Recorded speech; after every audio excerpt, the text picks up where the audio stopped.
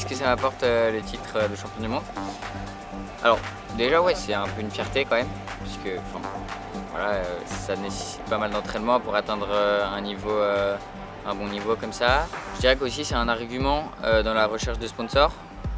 Ça aussi, ça facilite un peu le travail et la mise en avant de dire qu'on est champion du monde, ça attire tout de suite un peu l'œil. Puis finalement, genre le parcours que ça représente quand même. On a eu 7 étapes un peu partout dans le monde et j'ai vécu des expériences sympas, un peu stressantes parfois aussi.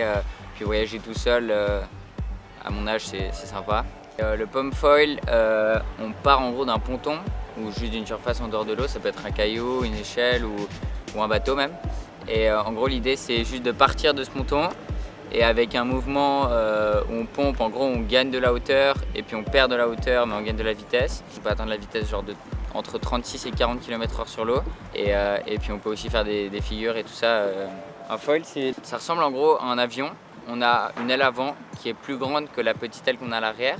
L'aile avant en gros elle crée de la portance alors que l'aile arrière elle crée la portance inverse, ce qui permet de stabiliser. Et puis ensuite on a juste un mât qui lie cet avion à la planche sur laquelle on tient. Aujourd'hui les gens qui vivent de ce sport, ils sont à la fois riders et à la fois influenceurs. Et ils ont des grosses communautés, c'est-à-dire qu'un influenceur voyage, il a probablement les mêmes revenus que l'influenceur en foil au final. Du coup c'est un rider à la base, mais il vit en tant qu'influenceur et pas en tant que rider.